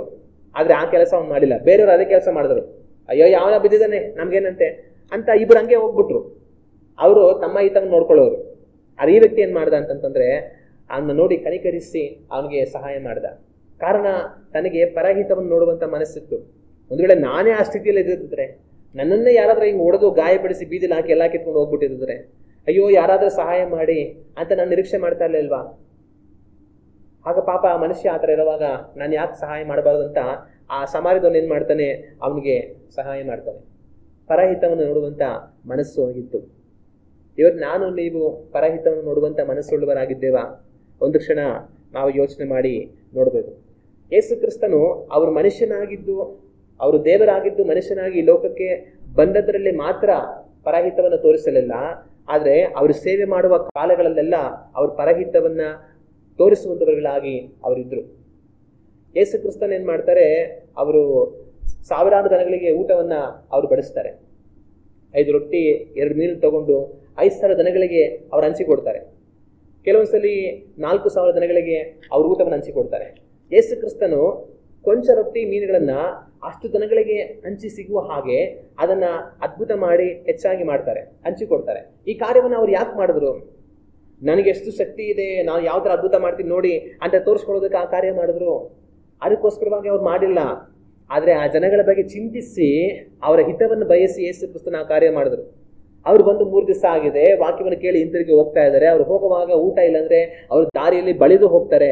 ಅವ್ರು ಆ ರೀತಿಯಾಗಿ ಬಳಲಿ ಹೋಗೋದು ನನಗೆ ಇಷ್ಟ ಇಲ್ಲ, ಅವ್ರಿಗೆ ಊಟ ಕೊಟ್ಟು ಕಳ್ಸೋಣ ಅಂತ ಯೇಸು ಕ್ರಿಸ್ತನು ಆ ರೊಟ್ಟಿ ಇಲ್ಲದಿರುವಂತ ಸಂದರ್ಭದಲ್ಲಿ ಆ ರೀತಿಯಾಗಿ ಅವರು ಹೆಚ್ಚು ಮಾಡಿ ಆ ಜನಗಳಿಗೆ ಒದಗಿಸಿ ಕೊಡುವಂಥದ್ದನ್ನು ನಾವು ಕಾಣ್ತೇವೆ. ಆಗ ಯೇಸು ಕ್ರಿಸ್ತನು ಅವರ ಹಸುವಿನ ಕುರಿತಾಗಿ ಚಿಂತೆ ಮಾಡಿದ್ರು. ಅವ್ರನ್ನ ಹಾಗೆ ಕಳಿಸಿದ್ರೆ ದಾರಿಯಲ್ಲಿ ಬಳಲಿ ಹೋಗ್ತಾರಲ್ಲ, ಅಯ್ಯೋ ಪಾಪ ಅಂತ ಕನಿಕರ ಪಟ್ಟು ಅವರ ಹಿತವನ್ನು ಬಯಸಿ ಯೇಸು ಕ್ರಿಸ್ತನ ಆ ರೊಟ್ಟಿಗಳನ್ನ ಹೆಚ್ಚಾಗಿ ಮಾಡಿ ಅದ್ಭುತವನ್ನ ಅವ್ರು ಮಾಡ್ತಾರೆ. ಸುಮ್ಮನೆ ಏನೋ ನೋಡಿ ನಾನು ಯಾವ ತರ ಅದ್ಭುತ ಮಾಡ್ತೀನಿ ಅಂತ ತೋರಿಸೋದಕ್ಕೋಸ್ಕರ ಯೇಸು ಕ್ರಿಸ್ತನ ಆ ಕೆಲಸ ಮಾಡಿಲ್ಲ. ಇವತ್ತು ನಮ್ಮಲ್ಲಿ ಯಾರಿಗಾದ್ರೂ ಅದ್ಭುತಗಳು ಮಾಡುವಂತ ಶಕ್ತಿ ಸಿಕ್ಬಿಟ್ರೆ ಏನೇನೋ ಮಾಡ್ತಾ ಇರ್ತಾರೆ. ಆದ್ರೆ ಯೇಸು ಕ್ರಿಸ್ತನು ಅದರ ತೋರಿಸ್ಕೊಳ್ಳೋದಕ್ಕೋಸ್ಕರ ಅದ್ಭುತ ಮಾಡಿಲ್ಲ. ಅವ್ರ ಅಗತ್ಯ ಇದ್ದು ಆ ಜನಗಳ ಆ ಹಿತವನ್ನ ಬಯಸಿ ಯೇಸು ಕ್ರಿಸ್ತನು ಆ ಕಾರ್ಯವನ್ನು ಮಾಡಿದ್ರು. ಆಗ ಅವರು ಆ ಮಾಡಿದಂತ ಆ ಕಾರ್ಯದಲ್ಲಿ ಅವ್ರು ಪರಹಿತ ಉಳ್ಳವರು ಅನ್ನೋದು ನಮ್ಗೆ ಅರ್ಥ ಆಗುತ್ತೆ. ಯೇಸು ಕ್ರಿಸ್ತನು ಆ ಜನಗಳನ್ನ ಅವ್ರನ್ನ ರೋಗಗಳಿಂದ ವಾಸಿ ಮಾಡಿದ್ದಾರೆ, ದೆವ್ವಗಳಿಂದ ಬಿಡುಗಡೆ ಮಾಡಿದ್ದಾರೆ, ಇನ್ನು ಬೇರೆ ಏನೇನು ಅದ್ಭುತ ಬೇಕು ಎಲ್ಲ ಅದ್ಭುತಗಳು ಮಾಡಿದ್ದಾರೆ, ವಾಕ್ಯದಿಂದ ಅವ್ರಿಗೆ ಉಪದೇಶಿಸಿದ್ದಾರೆ, ಸತ್ಯವನ್ನು ಅವ್ರಿಗೆ ತಿಳಿಸಿದ್ದಾರೆ, ಎಲ್ಲ ಮಾಡಿದ್ದಾರೆ. ಇಷ್ಟೆಲ್ಲ ಮಾಡಿದೇವಲ್ಲ ಹೋಗ್ಲಿ ಬಿಡು, ಹಾಸ್ಕೊಂಡು ಹೋದ್ರೆ ಒಂದ್ ದಿವಸ ಆಯ್ತು ಅಂತ ಅವ್ರು ಸುಮ್ಮನಾಗ್ಲಿಲ್ಲ. ಅಷ್ಟೆಲ್ಲ ಮಾಡಿ ಪಾಪ ಅವರು ಹಸಿವುಗೊಳ್ತಾರಲ್ಲ, ಬಳಲು ಹೋಗ್ತಾರಲ್ಲ ಅಂತ ಕನಿಕರ ಪಟ್ಟು ಅದ್ಭುತ ಮಾಡಿ ಊಟ ಕೊಟ್ಟು ಅವ್ರನ್ನ ಕಳಿಸ್ತಾರೆ. ನಾನು ನೀವು ಇನ್ನೊಬ್ಬರ ಹಸುವಿನ ಬಗ್ಗೆ ಯಾವ ತರ ಯೋಚನೆ ಮಾಡಿದೀವ? ನಾವು ತಿಂತಾ ಇದ್ದೀವಲ್ಲ, ನಾವು ಹೊಟ್ಟೆ ತುಂಬಿಸ್ಕೊಂತಾ ಇದೀವಲ್ಲ, ಹೊಟ್ಟೆಗಿಲ್ಲದೆ ಹಸಿವಿನಿಂದ ಇರುವಂತ ಎಷ್ಟೋ ಜನಗಳಿದ್ದಾರಲ್ಲ ಅಂತ ಹೇಳಿ ಯಾರಾದ್ರೂ ಹಸಿವುಗೊಂಡವರ ವಿಷಯದಲ್ಲಿ ನೀವು ಯಾವ ತರ ಯೋಚನೆ ಮಾಡಿದ್ದೀರಾ? ನಮ್ಮ ಹತ್ರ ದುಡ್ಡು ಕಾಸು ಚೆನ್ನಾಗಿರ್ಬೋದು, ಆದ್ರೆ ದುಡ್ಡು ಕಾಸು ಇಲ್ಲದಿರ, ಸಾಲಗಳಲ್ಲಿ, ಕಷ್ಟಗಳಲ್ಲಿ, ಕೆಲಸ ಇಲ್ದಿರ, ಜೀವನ ಮಾಡಕ್ ದಾರಿ ಇಲ್ದಿರ ಇರುವಂತರ ಬಗ್ಗೆ ನೀವು ಯಾವ ತರ ಯೋಚನೆ ಮಾಡಿದ್ದೀರಾ? ನಮಗೆ ಆರೋಗ್ಯ ಚೆನ್ನಾಗಿರ್ಬೋದು, ಬಲ ಇರ್ಬೋದು, ಆದ್ರೆ ಆರೋಗ್ಯ ಚೆನ್ನಾಗಿಲ್ದಿರ, ಬಲಹೀನತೆಯಲ್ಲಿ ಕಷ್ಟಪಟ್ಟು ಆಸ್ಪತ್ರೆಗಳು ತೋರಿಸ್ಕೊಳ್ಳೋದಕ್ಕೂ ಆಗದೆ, ಖರ್ಚು ಮಾಡೋದಕ್ಕೂ ದುಡ್ಡಿಲ್ಲದೆ ಬದುಕುವಂತರ ಬಗ್ಗೆ ಯಾವ ತರ ಯೋಚನೆ ಮಾಡಿದ್ದೀರಾ? ಯೇಸು ಕ್ರಿಸ್ತನು ಹಸಿವೆಗೊಂಡವರ ವಿಷಯದಲ್ಲಿ ಚಿಂತಿಸಿ ಅವರಿಗೋಸ್ಕರ ಅದ್ಭುತ ಮಾಡಿ ಆಹಾರವನ್ನು ಕೊಟ್ಟರು. ಆಗ ನಾನು ನೀವು ಇನ್ನೊಬ್ಬರ ಪರಿಸ್ಥಿತಿ ಕುರಿತಾಗಿ ಚಿಂತೆ ಮಾಡುವಂತ ಮನಸ್ಸು ನಮ್ಮಲ್ಲಿರಬೇಕು. ಯೇಸು ಕ್ರಿಸ್ತನಲ್ಲಿ ಪರಹಿತವನ್ನು ಯೋಚಿಸುವಂತ ಮನಸ್ಸಿತ್ತು. ಅವರು ಎಷ್ಟೋ ಸಮಯಗಳಲ್ಲಿ ರೋಗಿಗಳನ್ನ ವಾಸಿ ಮಾಡ್ತಾರೆ, ಅದ್ಭುತ ಮಾಡ್ತಾರೆ, ಬಿಡುಗಡೆ ಮಾಡ್ತಾರೆ, ಅವ್ರಿಗೆ ಎಲ್ಲಾ ತರ ಚೆನ್ನಾಗಿ ಮಾಡ್ತಾರೆ. ಎಷ್ಟೋ ಸರಿ ಅವ್ರಿಗೆ ಆ ರೀತಿ ಎಲ್ಲ ಚೆನ್ನಾಗಿ ಮಾಡಿ ಅವ್ರಿಗೆ ಹೇಳುವಂತ ಮಾತೇನಂದ್ರೆ, ಯಾರಿಗೂ ಹೇಳ್ಬೇಡ, ಯಾರಿಗೂ ಹೇಳ್ಬೇಡ, ನಿನಗೆ ಚೆನ್ನಾಗಿತ್ತಲ್ಲ ನೀನು ಹೋಗು, ಯಾರಿಗೂ ಹೇಳ್ಬೇಡ. ಏನಕ್ಕೆ ಆ ಕಾರ್ಯವನ್ನು ಹೇಳಿದ್ರು? ಇನ್ನು ಅವ್ರು ಮಾಡಿದನ್ನ ಎಲ್ಲಾರ್ಗೂ ಹೇಳ್ಕೊಂಬಂದ್ರೆ ಏನಾಗುತ್ತೆ? ಯೇಸು ಕ್ರಿಸ್ತನ ಹೆಸರು ತುಂಬಾ ಪ್ರಸಿದ್ಧಿ ಆಗುತ್ತೆ, ಅವ್ರಿಗಿನ್ನ ಮಹಿಮೆ ಬರುತ್ತೆ. ಆದ್ರೆ ಯೇಸು ಕ್ರಿಸ್ತನಿಗೆ ತನಗೆ ಹೆಸರು ಮಹಿಮೆ ಬರುವಂತ ಬೇಕಾಗಿರಲಿಲ್ಲ. ಅವ್ರಿಗೆ ಬೇಕಾಗಿದ್ದು ಕಷ್ಟದಲ್ಲಿ, ರೋಗದಲ್ಲಿ, ಬಾಧೆಯಲ್ಲಿ, ಸಮಸ್ಯೆಗಳಿರುವಂತಹ ವ್ಯಕ್ತಿಗೆ ಬಿಡುಗಡೆ ಆಗಬೇಕು, ಅವನು ಸಂತೋಷವಾಗಿ ಬರಬೇಕು, ಅದು ಮಾತ್ರ ಅವ್ರಿಗೆ ಬೇಕಾಗಿದ್ದು. ಆಗ ಯೇಸು ಕ್ರಿಸ್ತನ್ ತನ್ನ ಹಿತವನ್ನು ನೋಡ್ಕೊಂಡಿಲ್ಲ, ನಾನು ಅದ್ಭುತ ಮಾಡಿದಲ್ಲ ಅವಾಗ ಎಲ್ಲಾರು ಹೇಳ್ಕೊಂಬ ಅಂತ, ಯಾರಿಗೂ ಹೇಳ್ಬೇಡ, ನಿನಗೆ ಚೆನ್ನಾಗಾಯ್ತಲ್ಲ ದೇವರಿಗೆ ಸ್ತೋತ್ರ ಮಾಡಿ ಹೋಗು. ಆಗ ಯೇಸು ಕ್ರಿಸ್ತನು ಜನಗಳನ್ನ ವಾಸಿ ಮಾಡಿದ್ದು ತನಗೆ ಇಂಥ ಅದ್ಭುತವಾದ ಶಕ್ತಿಯಿಂದ ತೋರಿಸ್ಕೊಳ್ಳೋದಕ್ಕೋಸ್ಕರ ಅಲ್ಲ, ಆದ್ರೆ ಜನಗಳನ್ನ ಕನಿಕರ ಪಟ್ಟು ವಾಸಿ ಮಾಡಿದನು. ಅವ್ರು ಕಷ್ಟದಲ್ಲಿದ್ದಾರೆ, ಬಾಧೆಯಲ್ಲಿದ್ದಾರೆ, ಸಂಕಟಗಳಿದ್ದಾರೆ, ವರ್ಷಾಂಗಟ್ಲೆಯಿಂದ ನರಳ್ತಾ ಇದ್ದಾರೆ ಅಂತ ಅವರ ಬಾಧೆಯನ್ನು ನೋಡಿ ಕನಿಕರಿಸಿ ಅವರನ್ನು ಮುಟ್ಟಿ ವಾಸಿ ಮಾಡಿ ಬಿಡುಗಡೆ ಮಾಡಿದ್ರು. ಬಿಡುಗಡೆ ಮಾಡಿ ಯಾರಿಗೂ ಹೇಳ್ಬೇಡ ಅಂದ್ರು. ಕಾರಣ ಆತನು ತನ್ನ ಹಿತವನ್ನು ಚಿಂತಿಸಲಿಲ್ಲ, ತನ್ನ ಹೆಸರು, ತನ್ನ ಮಹಿಮೆಯನ್ನು ಚಿಂತಿಸಲಿಲ್ಲ. ಆ ವ್ಯಕ್ತಿಗೆ ಚೆನ್ನಾಗಾದ್ರೆ ಸಾಕು, ಅದು ಮಾತ್ರ ಅವ್ರಿಗೆ ಬೇಕಾಗಿದ್ದು. ಆಗ ಯೇಸು ಕ್ರಿಸ್ತನು ಇನ್ನೊಬ್ಬರ ಹಿತವನ್ನ ಚಿಂತಿಸುವ ಆತನಾಗಿ ಕನಿಕರಿಸಿ ಅವರನ್ನು ಮುಟ್ಟಿ ವಾಸಿ ಮಾಡೋದನ್ನ ದೇವರ ವಾಕ್ಯದಲ್ಲಿ ನಾವು ಕಾಣ್ತೇವೆ. ಇನ್ನು ಅವ್ರು ಸೇವೆ ಮಾಡ್ತಿದ್ದ ಕಾಲದಲ್ಲೆಲ್ಲ ಒಂದ್ಸರಿ ಒಂದು ಶತಾಧಿಪತಿಯ ಆಳು ಮನೆಯಲ್ಲಿ ಅಸ್ವಸ್ಥನಾಗಿರ್ತಾನೆ.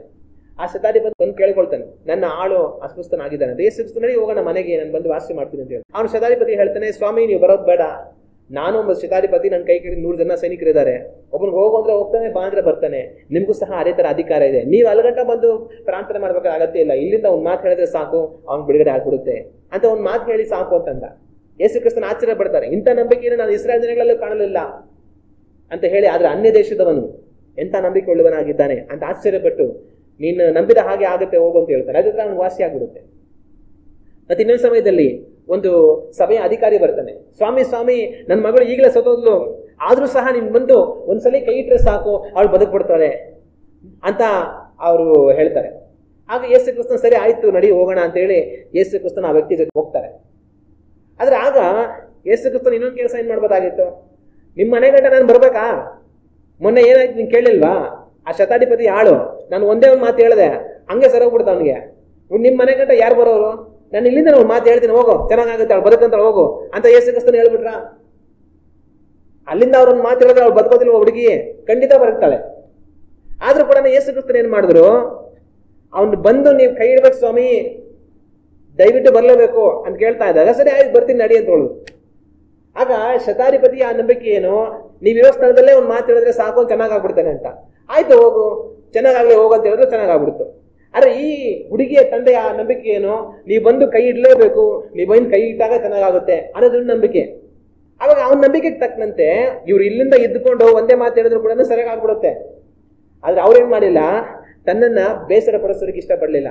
ತನ್ನ ನಿರೀಕ್ಷೆ ಏನು, ನೀವು ಬರಬೇಕು ಅನ್ನೋ ತನ್ನ ನಿರೀಕ್ಷೆ. ಆಗ ತಾನೇನ್ ಮಾಡ್ದ, ಇರೋ ಸ್ಥಳದಲ್ಲೇ ಆ ಹುಡುಗಿನ ಬರೆಸೋದಕ್ಕೆ ಆತನಿಗೆ ಸಾಧ್ಯ ಇದ್ರು ಕೂಡ ಆ ವ್ಯಕ್ತಿ ಜೊತೆಲಿ ಅವ್ರು ಹೋದ್ರು. ಇವ್ರು ನನಗೂ ನಿಮ್ಗೂ ಆತರ ವರ ಕೊಟ್ಬಿಟ್ಟು ದೇವ್ರ ಶಕ್ತಿ ಕೊಟ್ಬಿಟ್ರೆ ಏನ್ ಮಾಡ್ತೀವಿ, ಒಂದ್ ಸೀಟ್ ಹಾಕೊಂಡು ಕುತ್ಕೊಂಡ್ಬಿಟ್ಟು ಎಲ್ಲೂ ಹೋಗಲ್ಲ. ಯಾರು ಬಂದ್ರೆ ಕೂಡ ನಾನು ಮಾತು ಹೇಳ್ತೀನಿ ಹೋಗ ಹೊರಗೋಗುತ್ತೆ, ನಿನ್ ಮನೆಗೆ ಹೋಗ್ಬಿಟ್ಟು ಆಮೇಲೆ ಫೋನ್ ಮಾಡಿ ಗೊತ್ತಾಗುತ್ತೆ ಅಂತ ಹೇಳ್ಬಿಡ್ತೀವಿ. ಆದ್ರೆ ಯೇಸು ಕ್ರಿಸ್ತನ ಆ ಕೆಲಸ ಮಾಡ್ಲಿಲ್ಲ. ಅವ್ರ ಜೊತೆನೆ ಅವ್ರು ಹೋಗೋದನ್ನ ನಾವು ಕಾಣ್ತೇವೆ. ಆಗ ಅವ್ರು ಈ ಲೋಕದಲ್ಲಿ ಸೇವೆ ಮಾಡೋ ಸಮಯದಲ್ಲೆಲ್ಲ ಯಾರಿಗೆ ಏನ್ ಬೇಕೋ ಅದನ್ನ ಮಾಡಿದ್ರು. ನಾನು ಅಲ್ಲಿ ಬರಲ್ಲ, ಇಲ್ಲಿ ಬರಲ್ಲ, ಹಂಗಾಗಲ್ಲ ಹಿಂಗಾಗಲ್ಲ ಅಂತ ಹೇಳ್ಕೊಂಡಿರಲಿಲ್ಲ. ಅವ್ರಿಗೆ ಏನ್ ನಿರೀಕ್ಷೆ ಇದೆ, ಅವ್ರಿಗೆ ಏನ್ ನಂಬಿಕೆ ಇದೆ, ಅದರಂತೆ ಅವ್ರು ಕಾರ್ಯ ಮಾಡೋದನ್ನ ನಾವು ಕಾಣ್ತೀವಿ. ಕಾರಣ ಅವ್ರಿಗೆ ಬೇಕಾಗಿರೋದು ಬೇರೆಯವರ ಹಿತ. ಹಲ್ಲೆಲೂಯಾ. ತನ್ನ ಸ್ವಂತ ಹಿತ ಅಲ್ಲ, ಬೇರೆಯವರ ಹಿತ. ಎಷ್ಟು ದೂರ ಬರ್ಬೇಕಾ, ನಾನು ಬರ್ತೀನಿ ನಡಿ. ಇವತ್ತು ಎಲ್ಗಾರು ಒಬ್ರನ್ನ ಸೇವೆಗೆ ಅಂತ ಕರೆದ್ರೆ ಅವ್ರಿಗೆ ಎಲ್ಲಾ ವ್ಯವಸ್ಥೆ ನಾವು ಮಾಡ್ಕೊಡ್ಬೇಕು. ಇಲ್ಲಿಂದ ಏರ್ಪೋರ್ಟ್ಗೆ ಟ್ಯಾಕ್ಸಿ ಕಳಿಸ್ಬೇಕು, ಅಲ್ಲಿಂದ ಏರ್ಪೋರ್ಟ್ ಇಂದ ಅವ್ರಿಗೆ ಏರ್ಪ್ಲೇನ್ಗೆ ನಾವು ಬುಕ್ ಮಾಡಿಸ್ಬೇಕು, ಅಲ್ಲಿ ಇಳಿದ ಮೇಲೆ ಅಲ್ಲಿಂದ ಟ್ಯಾಕ್ಸಿ ರೆಡಿ ಮಾಡಿಸ್ಬೇಕು, ಅಲ್ಲಿಂದ ಹೋಟ್ಲಲ್ಲಿ ಅವ್ರು ಮಲಗಿಸ್ಬೇಕು, ಅವ್ರಿಗೆ ತರತರವಾದ ಊಟಗಳು ಕೊಡಿಸ್ಬೇಕು, ಆ ಹೋಟ್ಲಿಂದ ತಿರುಗಿ ಮೀಟಿಂಗ್ ಮಾಡೋ ಜಾಗಕ್ಕೆ ಅವ್ರಿಗೆ ಟ್ಯಾಕ್ಸಿ ವ್ಯವಸ್ಥೆ ಮಾಡಬೇಕು.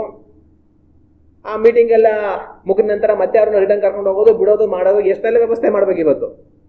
ಆದ್ರೆ ಯೇಸು ಕ್ರಿಸ್ತನು ಯಾವ ವ್ಯವಸ್ಥೆಯನ್ನು ನಿರೀಕ್ಷೆ ಮಾಡಲಿಲ್ಲ. ಬರ್ತೀನಿ ನಡಿ ಅಂತ ಹಂಗೆ ಅವ್ರ ಜೊತೆನೇ ಹೋಗ್ಬಿಡ್ತಾ ಇದ್ರು. ಆಗ ಯೇಸು ಕ್ರಿಸ್ತನ್ ತನ್ನ ಹಿತವನ್ನು ನೋಡಿಕೊಳ್ಳಲಿಲ್ಲ, ಬೇರೆಯವರ ಹಿತವನ್ನು ನೋಡಿಕೊಂಡು ಅವರೆಲ್ಲವನ್ನ ಅವ್ರು ಮಾಡಿದ್ರು. ಹಲ್ಲೆಲೂಯಾ.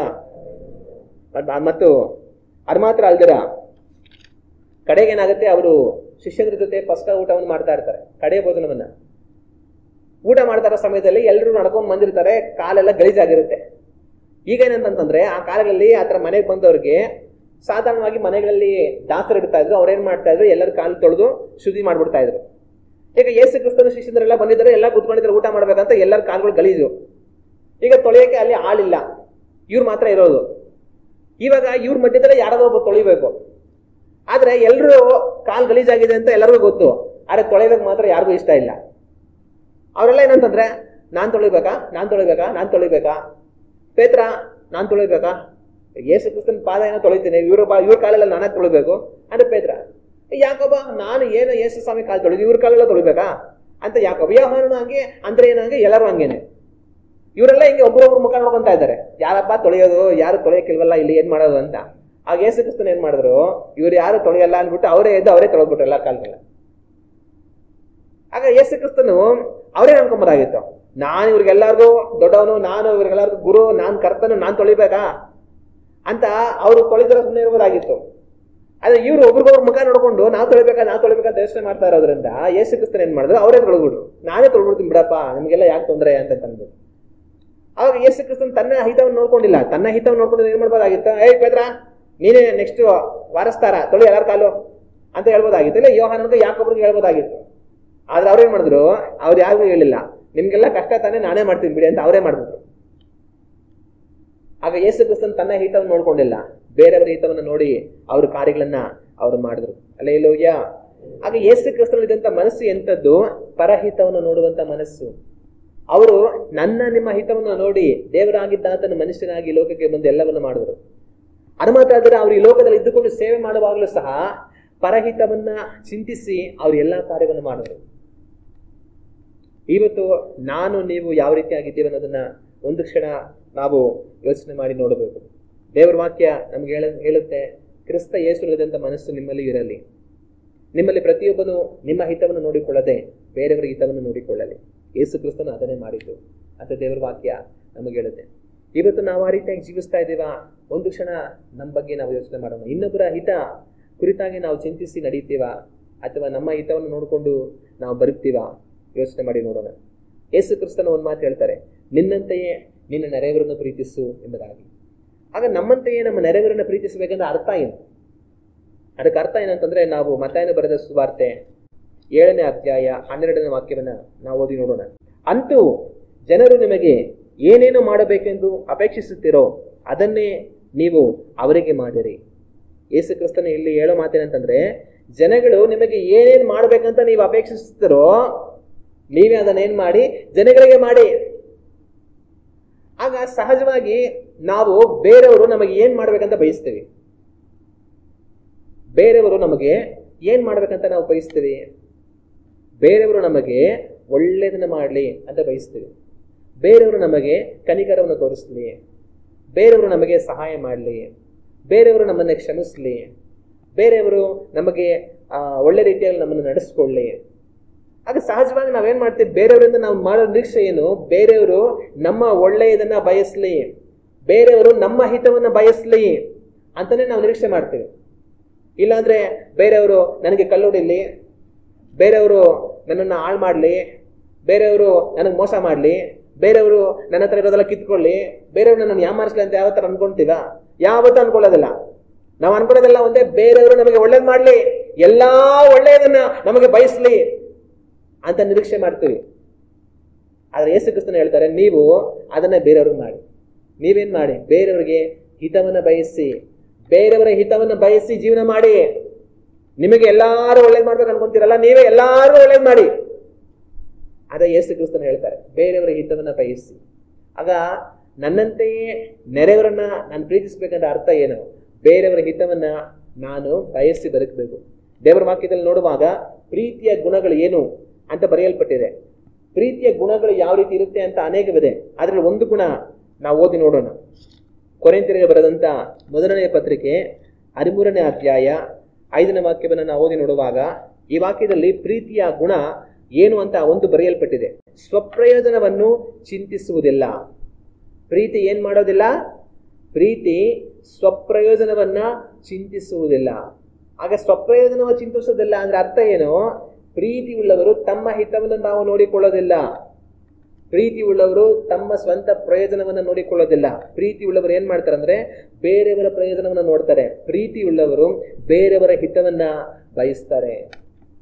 ಆಗ ಯೇಸು ಕ್ರಿಸ್ತನು ಹೇಳಿದ ಮಾತು, ನಿನ್ನಂತೆ ನಿನ್ನ ನೆರೆಯವರನ್ನ ಪ್ರೀತಿಸು, ಬೇರೆಯವರು ನಿನಗೆ ಏನ್ ಮಾಡ್ಬೇಕು ಅಂತಾರ ನೀನು ಅದನ್ನ ಮಾಡು. ಆಗ ಬೇರೆಯವರನ್ನ ನಾವು ಪ್ರೀತಿಸ್ತೀವಿ ಅನ್ನೋದಕ್ಕೆ ಅರ್ಥ ಏನು? ನಾವು ಸ್ವಂತ ಪ್ರಯೋಜನವನ್ನ ಚಿಂತಿಸೋದಿಲ್ಲ, ಬೇರೆಯವ್ರಿಗೆ ಏನು ಪ್ರಯೋಜನ ಆಗುತ್ತೆ ಅದನ್ನ ಚಿಂತಿಸಿ ನಾವು ಮಾಡ್ತೀವಿ. ಅವನೇ ಪ್ರೀತಿ ಉಳ್ಳವರು. ಆಗ ದೇವರ ವಾಕ್ಯ ನಮ್ಗೆ ಹೇಳೋದೆಲ್ಲ ಏನಂತಂದ್ರೆ, ನಾವು ನಮ್ಮ ಸ್ವಂತ ಹಿತವನ್ನ ನೋಡಿ ಬದುಕಬಾರ್ದು, ಬೇರೆಯವರ ಹಿತವನ್ನ ನಾವು ನೋಡಿ ಬದುಕಬೇಕು. ಕ್ರಿಸ್ತ ಯೇಸುನಲ್ಲಿದ್ದಂಥ ಮನಸ್ಸು ನಮ್ಮಲ್ಲಿಯೂ ಸಹ ಇರಬೇಕು. ಆತನಲ್ಲಿದ್ದಂಥ ಮನಸ್ಸು ಎಂಥದ್ದು? ಬೇರೆಯವರ ಹಿತವನ್ನು ನೋಡುವಂತ ಮನಸ್ಸು ಆತನಲ್ಲಿತ್ತು. ನನ್ನಲ್ಲಿಯೂ ನಿಮ್ಮಲ್ಲಿಯೂ ಬೇರೆಯವರ ಹಿತವನ್ನ ನೋಡುವಂತ ಮನಸ್ಸು ಇರಬೇಕು. ಒಂದ್ ವೇಳೆ ನಮ್ಮ ಹಿತವನ್ನ ನೋಡಿಕೊಂಡ್ರೆ ನಮಗೆ ಲಾಭ ಆಗ್ಬೋದು, ಬೇರೆಯವರ ಹಿತವನ್ನ ಬಗ್ಗೆ ಯೋಚನೆ ಮಾಡಿದ್ರೆ ನಮಗೆ ನಷ್ಟ ಆಗ್ಬೋದು. ಆದ್ರೂ ಸಹ ನಮಗೆ ನಷ್ಟವಾಗುತ್ತೆ ಅಂದ್ರೆ ಬೇರೆಯವರ ಹಿತವನ್ನ ಬಯಸಿ ನಾವು ನಡೆಯುವಂತವರಾಗಿರಬೇಕು. ಅದಕ್ಕೆ ಫಲ ದೇವರಾಜ್ಯದಲ್ಲಿ ಸಿಗುತ್ತೆ. ಹಲ್ಲೆಲೂಯಾ. ನಮ್ಮ ಹಿತವನ್ನು ಮಾತ್ರ ನಾವು ನೋಡ್ಕೊಂಡು ಲಾಭವನ್ನು ಮಾಡಿಕೊಂಡು ಬದುಕಿದ್ರೆ ಕೊನೆಗೆ ಸತ್ತು ನಾವು ನಮ್ಮ ಲಾಭ ಎಲ್ಲ ಹಾಳಾಗೋಗುತ್ತೆ. ಆದ್ರೆ ನಮಗೆ ನಷ್ಟವಾದ್ರೆ ಇತರರ ಹಿತವನ್ನು ನೋಡಿ ಬಯಸಿದ್ರೆ ದೇವರಾಜ್ಯದಲ್ಲಿ ಫಲ ಸಿಗುತ್ತೆ. ಹಲ್ಲೆಲೂಯಾ. ಆ ರೀತಿಯಾಗಿ ಜೀವಿಸೋದಕ್ಕೆ ನಮ್ಮನ್ನು ನಾವು ಒಪ್ಪಿಸಿಕೊಡೋಣ. ನಾವೆಲ್ಲ ಎದ್ದು ನಿಂತು ಕಣ್ಣುಗಳನ್ನು ಮುಚ್ಚಿ ದೇವರನ್ನ ನೋಡಿ ಪ್ರಾರ್ಥನೆ ಮಾಡೋಣ. ಕ್ರಿಸ್ತ ಯೇಸುನಲ್ಲಿದ್ದಂಥ ಮನಸ್ಸು ನಿಮ್ಮಲ್ಲಿ ಇರಲಿ ಎಂಬುದಾಗಿ ದೇವರ ವಾಕ್ಯವು ನಮಗೆ ಹೇಳುತ್ತದೆ. ಕ್ರಿಸ್ತ ಯೇಸುನಲ್ಲಿದ್ದಂಥ ಮನಸ್ಸು ಎಂಥದ್ದು? ತನ್ನ ಹಿತವನ್ನು ನೋಡಿಕೊಳ್ಳದೆ ಬೇರೆಯವರ ಹಿತವನ್ನು ನೋಡುವಂಥ ಮನಸ್ಸು ಆತನಲ್ಲಿತ್ತು. ಇವತ್ತು ನಾನು ನೀವು ಯಾವ ರೀತಿಯಾಗಿ ಜೀವಿಸ್ತಾ ಇದ್ದೇವೆ ಒಂದು ಕ್ಷಣ ಯೋಚನೆ ಮಾಡೋಣ. ನಮ್ಮ ಹಿತವನ್ನು ನೋಡಿ ನಾವು ಬದುಕ್ತಾ ಇದ್ದೇವಾ? ಬೇರೆಯವರ ಹಿತದ ಕುರಿತಾಗಿ ಚಿಂತಿಸ್ತಾ ಇದ್ದೇವಾ? ಯೋಚನೆ ಮಾಡೋಣ. ಬೇರೆಯವರ ಹಿತವನ್ನ ಚಿಂತಿಸಿ ಬದುಕುವವನು ಕ್ರಿಸ್ತ ಯೇಸುವಿನ ಮನಸ್ಸುಳ್ಳವನು. ಕಾರಣ ಆತನು ಬೇರೆಯವರ ಹಿತವನ್ನು ಚಿಂತಿಸಿ ಈ ಲೋಕಕ್ಕೆ ಮನುಷ್ಯನಾಗಿ ಬಂದನು. ಅವರು ಈ ಲೋಕದಲ್ಲಿ ಮನುಷ್ಯನಾಗಿ ಇದ್ದು ಸೇವೆ ಮಾಡುವಾಗಲೆಲ್ಲ ಬೇರೆಯವರ ಹಿತಕ್ಕೋಸ್ಕರವಾಗಿಯೇ ಆತನ ನಡೆದುಕೊಂಡನು. ಅದರ ಹಾಗೆ ನಾನು ನೀವು ಇತರರ ಹಿತವನ್ನು ಚಿಂತಿಸಿ ಇತರರ ಹಿತಕ್ಕಾಗಿ ನಡೆಯುವಂಥವರುಗಳಾಗಿ ಇರಬೇಕು. ನಮ್ಮ ಸ್ವಂತ ಹಿತವನ್ನು ನೋಡಿಕೊಳ್ಳದೆ ಬೇರೆಯವರ ಹಿತವನ್ನು ನೋಡಿ ನಾವು ಬದುಕಬೇಕು. ನಾವು ಬೇರೆಯವರಿಗಾಗಿ ಚಿಂತಿಸುವಾಗ ದೇವರು ನಮಗಾಗಿ ಚಿಂತಿಸುತ್ತಾರೆ. ನಾವು ಬೇರೆಯವರ ಹಿತವನ್ನು ನೋಡುವಾಗ ದೇವರು ನಮ್ಮ ಹಿತವನ್ನು ನೋಡುತ್ತಾರೆ. ಆದ್ದರಿಂದ ನಾವು ಯಾವ ರೀತಿಯಾಗಿದ್ದೇವೆ ನಮ್ಮನ್ನು ಪರೀಕ್ಷೆ ಮಾಡಿಕೊಳ್ಳೋಣ. ಕ್ರಿಸ್ತ ಯೇಸುವಿನ ಮನಸ್ಸುಳ್ಳವರಾಗಿ ಬೇರೆಯವರ ಹಿತಕ್ಕಾಗಿ ಚಿಂತಿಸಿ ನಾವು ಬದುಕುವಂಥವರುಗಳಾಗಿ ಇರೋಣ. ದೇವರ ರಾಜ್ಯದಲ್ಲಿ ನಮಗೆ ಶ್ರೇಷ್ಠವಾದ ಫಲವು ಸಿಗುತ್ತದೆ. ನಮ್ಮ ಕಣ್ಣುಗಳನ್ನು ಮುಚ್ಚಿ ದೇವರನ್ನ ನೋಡಿ ಪ್ರಾರ್ಥನೆ ಮಾಡೋಣ. ನಮ್ಮನ್ನು ಬಹಳವಾಗಿ ಪ್ರೀತಿಸುವ ತಂದೆಯೇ, ನಮ್ಮ ಕರ್ತನಾದ ಯೇಸು ಕ್ರಿಸ್ತನ ನಾಮದಲ್ಲಿ ಈ ಬೆಳಗಿನ ಈ ಸಮಯದಲ್ಲಿ ನಿಮ್ಮನ್ನು ನೋಡಿ ಪ್ರಾರ್ಥಿಸುತ್ತೇವೆ. ಕ್ರಿಸ್ತ ಯೇಸುನಲ್ಲಿದ್ದಂಥ ಮನಸ್ಸು ನಿಮ್ಮಲ್ಲಿ ಇರಲಿ ಎಂಬುದಾಗಿ ನಿಮ್ಮ ವಾಕ್ಯವೇ ಹೇಳುತ್ತದೆ. ತಂದೆಯ ಆತನಲ್ಲಿದ್ದಂಥ ಮನಸ್ಸು ಎಂಥದ್ದು ಎಂಬುದಾಗಿ ನಾವು ಧ್ಯಾನಿಸುವಾಗ ಆತನಲ್ಲಿದ್ದಂಥ ಮನಸ್ಸು ಬೇರೆಯವರ ಹಿತವನ್ನು ನೋಡುವಂಥ ಮನಸ್ಸು. ತಂದೆಯೇ, ನಮ್ಮ ಹಿತವನ್ನು ನೋಡಿ ಆತನು ಮನುಷ್ಯನಾಗಿ ಈ ಲೋಕಕ್ಕೆ ಬಂದು ಶಿಲುಬೆಯ ಮರಣಕ್ಕೆ ತನ್ನನ್ನು ಒಪ್ಪಿಸಿಕೊಟ್ಟನು. ಈ ಲೋಕದಲ್ಲಿ ತಾನು ಸೇವೆ ಮಾಡುವ ಕಾಲಗಳಲ್ಲೆಲ್ಲ ಬೇರೆಯವರ ಹಿತವನ್ನು ನೋಡಿ ತಾನು ಸೇವೆಯನ್ನು ಮಾಡಿದನು. ತಂದೆಯೇ, ನಾವು ಸಹ ಆತನ ಮನಸ್ಸುಳ್ಳವರುಗಳಾಗಿ ಬೇರೆಯವರ ಹಿತವನ್ನು ನೋಡಿ ಬದುಕುವಂಥವರುಗಳಾಗಿ ಇರಬೇಕು.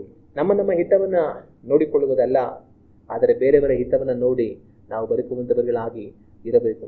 ಈ ಲೋಕ ತನ್ನ ಹಿತವನ್ನು ನೋಡಿಕೊಳ್ಳುತ್ತದೆ. ಈ ಲೋಕದ ಜನಗಳು ತಮ್ಮ ಪ್ರಯೋಜನವನ್ನು ನೋಡಿಕೊಳ್ಳುತ್ತಾರೆ. ಆದರೆ ಕ್ರಿಸ್ತ ಯೇಸುವಿನ ಮನಸ್ಸುಳ್ಳವರು ಇತರರ ಹಿತವನ್ನು ನೋಡುತ್ತಾರೆ. ತಂದೆಯೇ, ಈ ದಿವಸದಲ್ಲಿ ನಾವು ಆ ರೀತಿಯಾಗಿ ಜೀವಿಸುವಂತೆ ನಮಗೆ ಸಹಾಯವನ್ನು ಮಾಡಿರಿ. ತಂದೆ, ನಾನು ನನ್ನದು ನಮ್ಮವರು ಎಂಬುದಾಗಿ ಅಲ್ಲ, ಇತರರು ಇತರರಿಗಾಗಿ ಇತರಿಗೋಸ್ಕರ ಎಂಬುದಾಗಿ ನಾವು ಬದುಕುವಂತೆ ನಮಗೆ ಸಹಾಯವನ್ನು ಮಾಡಿರಿ. ತಂದೆಯೇ, ಅಂಥವನು ದೇವರಾಜ್ಯದಲ್ಲಿ ಶ್ರೇಷ್ಠವಾದ ಫಲವನ್ನು ಹೊಂದುವನು, ದೇವರ ರಾಜ್ಯವನ್ನು ನಿತ್ಯ ಜೀವನ ಸ್ವಾಸ್ಥ್ಯವಾಗಿ ಹೊಂದುವನು. ಆದರೆ ತಾನು ತನ್ನದು ಎಂಬುದಾಗಿ ಸ್ವಹಿತವನ್ನು ನೋಡಿ ಬದುಕುವನು, ತನ್ನದರೊಟ್ಟಿಗೆ ಹಾಳಾಗಿ ಹೋಗುವನು. ತಂದೆಯೇ, ನಾವು ಯಾವ ರೀತಿಯಾಗಿ ಜೀವಿಸುತ್ತಾ ಇದ್ದೇವೆ, ನಮ್ಮನ್ನು ನಾವೇ ಪರೀಕ್ಷಿಸಿಕೊಂಡು ನಮ್ಮ ನಡವಳಿಕೆಗಳನ್ನು ಸರಿಪಡಿಸಿಕೊಳ್ಳುವಂತೆ ಸಹಾಯವನ್ನು ಮಾಡಿರಿ. ಇದುವರೆಗೂ ತಂದೆ ನಮ್ಮ ಸ್ವಾರ್ಥ, ತಂದೆ ನಮ್ಮ ಸ್ವಹಿತಾಸಕ್ತಿಗೋಸ್ಕರ ಬದುಕಿದ್ದರೆ ನಮ್ಮನ್ನು ಕ್ಷಮಿಸಿರಿ. ತಂದೆ, ಇತರರನ್ನು ಪ್ರೀತಿಸಿ ಇದರ ಹಿತವನ್ನು ನೋಡಿ ಬದುಕುವ ಹಾಗೆ ನಮಗೆ ಸಹಾಯವನ್ನು ಮಾಡಿರಿ. ನಮ್ಮ ಕೃಪೆಗೆ ತಂದೆಯೇ ನಮ್ಮೆಲ್ಲರ ಸಂಗಡ ಇರಲಿ. ನಮ್ಮ ಬಲವುಳ್ಳ ಹಸ್ತಕ್ಕೆ ತಂದೆಗೆ ನಮ್ಮೆಲ್ಲರನ್ನು ಒಪ್ಪಿಸಿಕೊಟ್ಟು ನಮ್ಮ ಕರ್ತನಾದ ಯೇಸು ಕ್ರಿಸ್ತನ ನಾಮದಲ್ಲಿ ಬೇಡುತ್ತಿದ್ದೇವೆ, ಪರಲೋಕದ ನಮ್ಮ ತಂದೆಯೇ, ಆಮೆನ್.